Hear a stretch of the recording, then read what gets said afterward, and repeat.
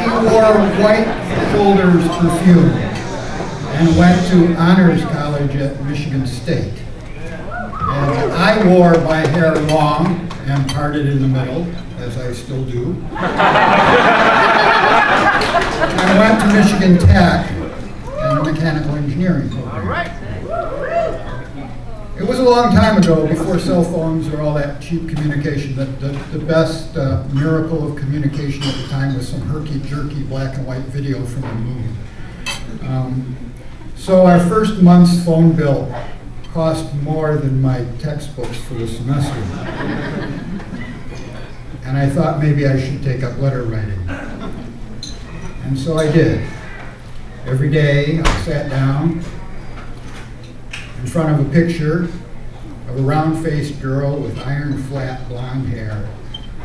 Her name, Susan, embossed in gold in the lower right corner. And I wrote to her. I wrote to her about all that sappy stuff that a 17, 18-year-old is just discovering about the world. The colors of the autumn leaves and the blue ice on Lake Superior, and the northern lights over Houghton, Michigan, when you're high as a kite on PCP. Floating on the roof of a frat house.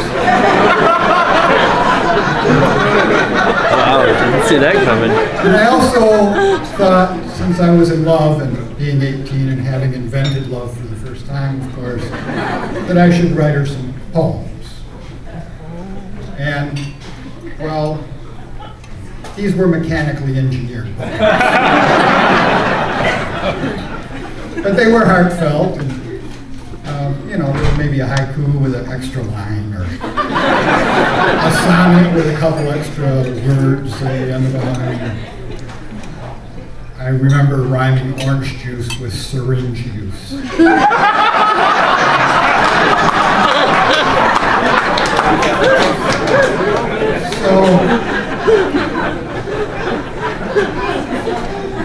I wrote so much, in fact, that I didn't do very well in school, so I wasn't invited back to engineering school. But I had sent all these things to Susan, and I'd never copied any of it, but she kept it all until one day on my 19th birthday, she gave them all back to me. No, not like that. There was this beautiful feminine hand, purple ink on yellow onion skin.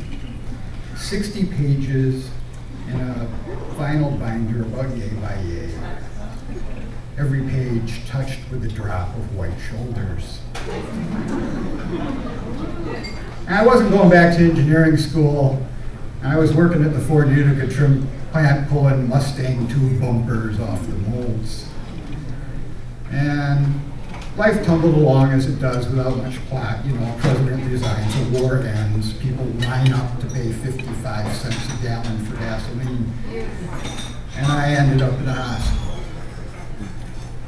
Susan only came once.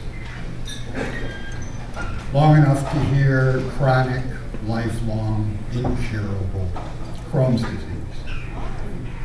And she never came again. And the book went in the back of a desk drawer alongside a slide rule I'd never use again, and a grandpa's jackknife and a few Boy Scout merit badges. And all that came with me when I joined my life with that of a curly-haired woman who taught me that love wasn't something I'd create on a page, but sort of a seed we'd nurture and grow together. And a few years ago, our oldest son was about to head off for college, and I was telling him, you know, that MacBook, you know, what I got to go to college with was a slide rule. And he said, what's a slide rule? So I went fishing in the drawer. And there was the book.